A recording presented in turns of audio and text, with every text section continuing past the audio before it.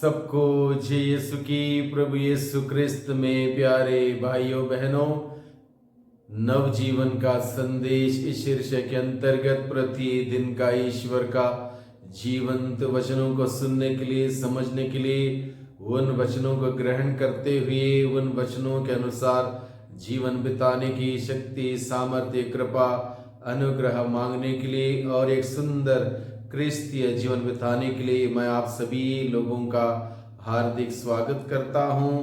आज दिसंबर की 7 तारीख है, शनिवार का दिन है और आज के दिन में प्रभु का संदेश हम सबों को यह है कि जिस प्रकार से प्रभु यीशु ने इस दुनिया में आके ईश्वर के राज्य की घोषणा की, लोगों को सुसमाचार सुनाया, लोगों को शिक्षित किया, लोगों को चंगाई प्रदान की, वही कार्यों को करने के लिए और उस कार्यों को करने की ज़रूरत को लेकर और वैसे उस कार्य को कैसे आगे बढ़ाना है, इन सभी बातों को लेकर प्रभु आज के दिन में हम सबों से बातें करते हैं। आज के दिन में मनन चिंतन करने के लिए प्रसंग दिया है संत मती के द्वारा रचित सुसमाचार अध्याय 9 पद संख्या 35 से आगे और अध्याय 10 पद संख्या 1 और पद संख्या 5 से 8 का प्रसंग है।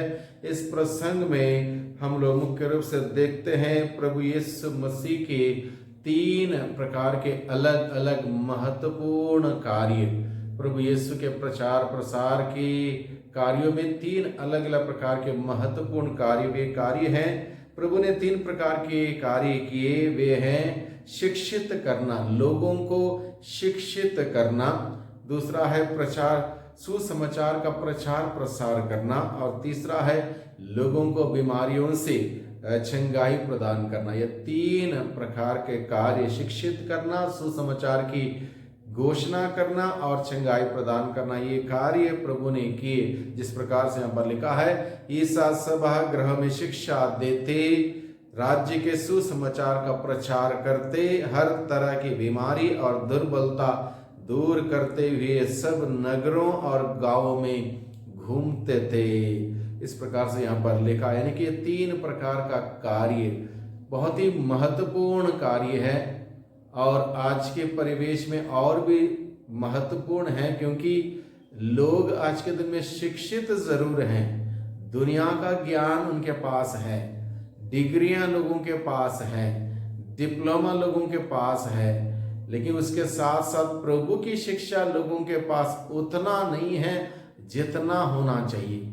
जब तक इंसान प्रभु यीशु के शिक्षा से शिक्षित नहीं होता तब तक उसका जीवन अधूरा रहेगा, क्योंकि प्रभु की शिक्षा ना केवल हमें सफल बनाएगी इस दुनिया में, बल्कि इस दुनिया के बाद भी हमें सफल बनाएगी। स्वर्ग राज्य जाने का रास्ता हमें बताएगी, सिखाएगी, दिखाएगी और कैसे हासिल करना इस बात को समझाएगी। ये है शिक्षा। प्रभु की शिक्षा अनंत जीवन की है, प्रभु की शिक्षा क्षमा की है, प्रभु की शिक्षा शांति की है, प्रभु की शिक्षा प्यार मोहब्बत की है और ये शिक्षा आज के परिवेश में हम सभी लोगों के लिए बहुत ही जरूरी है। दूसरा है ईश्वर के राज्य का प्रचार प्रसार करना। ईश्वर के राज्य का प्रचार प्रसार करना, ये कार्य भी आज के परिवेश में कितना महत्वपूर्ण है हम इस बात से समझ सकते हैं। हम हमारे देश को लेके चले, हमारे देश में लगभग 97-98% लोग आज भी यीशु को नहीं जानते संभवतः। इसलिए ये कार्य हम सबों के लिए कितना महत्वपूर्ण है। प्रभु यीशु का संदेश सुनाना, प्रभु के संदेश वाहक बन के प्रभु का संदेश सुनाना, प्रचार प्रसार करना, ये हम सबों की बहुत बड़ी जिम्मेदारी आज प्रभु हम सबों को समझाता है, याद दिलाता है, बताता है। और तीसरा कार्य है चंगाई प्रदान करना। लोग भले ही आज के दिन में चंगे हैं या स्वस्थ हैं या चंगाई के लिए अस्पतालों की सुविधा है, दवाई की सुविधा है, भले ही कुछ भी है, फिर भी लोगों को प्रभु के स्पर्श की आवश्यकता है। आध्यात्मिक चंगाई की जरूरत है, मनोवैज्ञानिक चंगाई की जरूरत है, मानसिक चंगाई की जरूरत है। इसलिए ये सब चंगाई प्रभु से हमें मिलेगी। ये सब चंगाई हमें प्रभु से मिलेगी। दुनिया में हमें ज़्यादा से ज़्यादा हो सकता है शारीरिक दुर्बलता के लिए, बीमारी के लिए दवाई मिलेगी, लेकिन आध्यात्मिक बीमारी के लिए हमें प्रभु से चंगाई पाना है। इसलिए चंगाई का भी बहुत ही महत्वपूर्ण कार्य है। इसलिए इस बात को भी हमें समझने की जरूरत है। यानी कि ये 3 महत्वपूर्ण कार्य प्रभु यीशु ने जो किए, जिस कार्य के वजह से लोगों के जीवन में जीवन आ गया, शारीरिक चंगाई उनको मिली, खुशियां मिली, तंदुरुस्त मिली, सुख मिला, आजादी मिली, छुटकारा मिला, जीवन मिला, उद्धार हुआ, मुक्ति हुई। ये सब कार्य आज भी हम सबों को करने हैं, हम सबों के लिए जरूरत है और इसको आगे बढ़ाना है।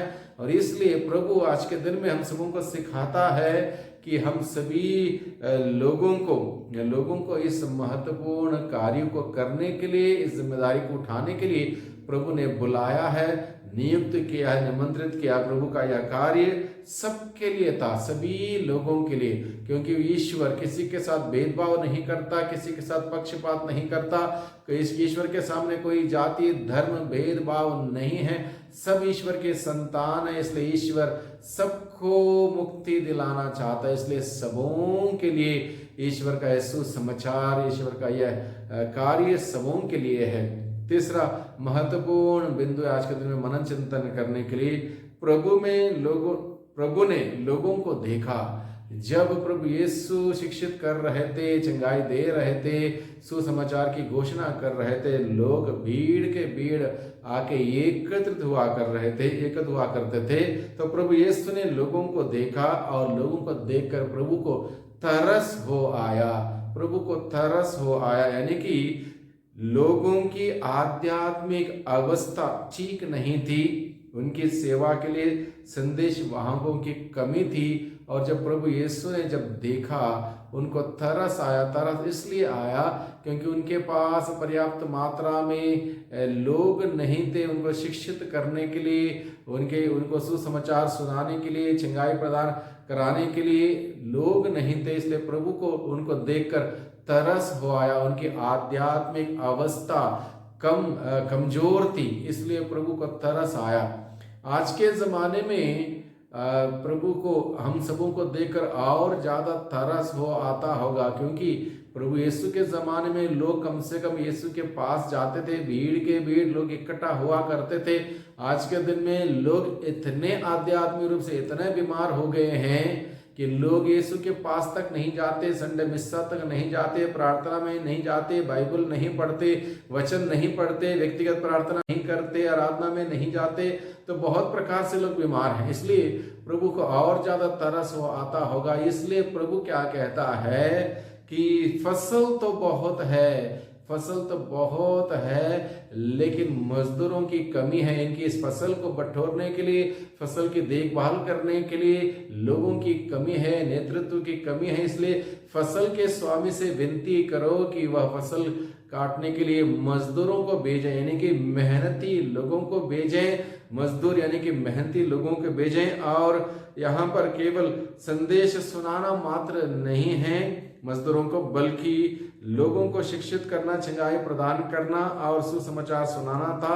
इसलिए मजदूर यानी कि मेहनती लोग इस प्रकार के हो, कर्मठ प्रचारक हो, और उनके लिए प्रार्थना करने के लिए प्रभु ने बताया कर्मठ प्रचारकों के लिए, जो मेहनत करता होगा, लोगों के जीवन के उत्थान को लेकर चिंतित है, ऐसे लोगों के लिए प्रार्थना करने के लिए प्रभु ने बताया। निश्चित रूप से ये प्रार्थना हम सबों के लिए निश्चित रूप से करनी है, क्योंकि हम देखते हैं प्रभु के प्रेम को बांटने वाले, प्रभु का संदेश सुनाने वाले और संदेश को सुनाते हुए प्रभु के उस जीवन को दिलाने वाले लोगों की आज के दिन में आवश्यकता है। इसलिए हमें बुलाहट के लिए प्रार्थना करना बहुत ही जरूरी है। बुलाहटें दिन प्रतिदिन घटती जा रही हैं और इसलिए हम प्रार्थना करें बहुत सुंदर बुलाहटें मिले, समर्पित लोग सामने आए, प्रभु के लिए अपना जीवन अर्पित करते हुए कार्य करने वाले लोग आए, ताकि प्रभु का संदेश हर कोने कोने में, हर गली गली में, संसार के कोने तक फैल जाए। जिस प्रकार के प्रभु की इच्छा है वैसा कार्य करने के लिए मजदूरों की जरूरत है, बुलाहट की जरूरत है। हम प्रार्थना करें यही बात प्रभु हमें आज के दिन में बताता है। प्रभु ने अपने कार्य सुचारू रूप से आगे बढ़ाने के लिए अपने शिष्यों को अधिकार देकर भेजा कि वे अशुद्ध आत्माओं को निकालें, हर तरह की बीमारी ठीक करें और दुर्बलता दूर करें। प्रभु ने अपने अधिकार को अपने शिष्यों के साथ बांटा और उनको अधिकार देकर भेजा ताकि वे जाएं अशुद्ध आत्माओं को निकालें, क्योंकि इन दुनिया में आज लोग परेशान है। किस वजह से परेशान है? अशुद्ध आत्मा से ग्रसित हैं। लोग अंधकार में हैं लेकिन नहीं जानते कि वो अंधकार में हैं। लोग बुराई कर रहे हैं, एहसास नहीं कि हम बुरा कर रहे हैं, इसलिए एक प्रकार के अशुद्ध आत्मा के वश में है। उनसे उनको छुटकारे की आवश्यकता है, प्रभु हमें सिखाता है। इसलिए अपने शिष्यों को उसने अधिकार देकर भेजा अशुद्ध आत्मा को निकालने का, बीमार लोगों को चंगा करने का और दुर्बलता दूर करने का अधिकार। वही अधिकार प्रभु ने हम सबों को दिया है, इसलिए इस अधिकार को इस्तेमाल करें। अशुद्ध आत्मा से, बुराई से दूर रहें, पापों से दूर रहें, प्रभु के नजदीक आए, प्रभु के सानिध्य में बढ़े, प्रभु के प्रेम में, विश्वास में मजबूत हो जाएं।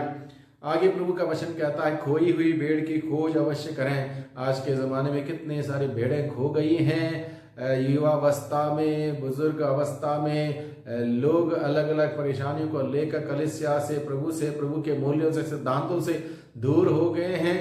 ऐसी खोई हुई भेड़ों की खोज करने की जिम्मेदारी प्रभु आज के दिन में हम सबों को याद दिलाते हैं, बताते हैं। इस जिम्मेदारी को स्वीकार करें, इसको निभाएं। आगे प्रभु का वचन कहता है निरंतर हमें इस बात की घोषणा करनी है, ईश्वर का राज्य निकट है, और इसलिए पश्चाताप के लिए लोगों का निमंत्रण देना हम सबों का कर्तव्य। स्वयं पश्चाताप करते हुए ईश्वर के राज्य के सक्रिय सदस्य बनकर दूसरों के संदेश को देना, ये कार्य प्रभु आज के दिन में हम सबों को देता है। आगे प्रभु का वचन कहता है जो मुफ्त में दिया है मुफ्त में दे दें। ईश्वर ने हम सबों को सब कुछ मुफ्त में दिया है। हर प्रकार की खूबियां, हर प्रकार के वरदान, हर प्रकार के टैलेंट्स प्रभु ने हम सबों को मुफ्त में दिया है। इसको इस्तेमाल करें प्रभु की महिमा के लिए, प्रभु की सेवा के लिए, और इसको बांटें, लोगों के साथ साझा करें, शेयर करें, जिससे कि प्रभु की महिमा होती रहे और लोग प्रभु को जाने, प्रभु के नजदीक आए, प्रभु के प्यार को अनुभव करें, सच्चा पश्चाताप करें, एक अच्छा जीवन बिताएं। आगमन के समय में हम सभी हैं भाइयों बहनों, बड़ा सुंदर संदेश हम सबों को आज के दिन में दिया है आगमन के समय में। इसलिए इस समय में विशेष रूप से हम प्रार्थना करें, मैं और आप, हम सभी लोग मिलकर प्रभु के संदेश को अपने दिल में संजोए रखें, इस पर मनन चिंतन करें, इस संदेश के अनुरूप ये सच्चा पश्चाताप करते हुए एक सुंदर जीवन बिताने की कृपा शक्ति सामर्थ्य मांगे। विशेष रूप से प्रभु की शिक्षा से शिक्षित हो जाएं, प्रभु का सुसमाचार का संदेश वाहक बने और रोगियों को चंगा करते हैं कि हर प्रकार से स्वस्थ लाभ प्राप्त करने के लिए हम प्रार्थना करें। इसलिए आइए हम प्रार्थना करें। प्यारे भाइयों बहनों, हम विनती करें सर्वशक्तिमान पिता परमेश्वर, धन्यवाद देते हैं आज के वचन के लिए, आज के संदेश के लिए। प्रभु आज के दिन में सुंदर संदेश आपने हम सबों को दिया है कि हम सभी आपकी शिक्षा से शिक्षित हो जाएं, आपके सुसमाचार को ग्रहण करें, उसका वाहक बने और हर प्रकार की बीमारी से, दुर्बलता से दूर होकर स्वस्थ लाभ का अनुभव करते हुए आपकी महिमा कर सकें। इसलिए प्यारे प्रभु जी हम प्रार्थना करते हैं हर प्रकार के लोगों के लिए जो बीमार हैं, शारीरिक रूप से, मानसिक रूप से, आध्यात्मिक रूप से, मनोवैज्ञानिक रूप से, उन सबों को आपके वचन के द्वारा चंगाई मिले, स्वस्थ लाभ मिले। आपके महान नाम से उनके जीवन में जो भी कष्ट, पीड़ा, परेशानी दूर हो और इस प्रकार से प्रभु आपके नजदीक आए, सच्चे पश्चाताप के साथ अच्छे पाप स्वीकार करते हुए एक पवित्र सुंदर जीवन बिताने वाले बन सके। इस प्रकार से प्रभु आपके छत्र छाया में सुरक्षित रहे दुआ करते हैं उद्धारकर्ता यीशु मसीह के नाम से, आमीन।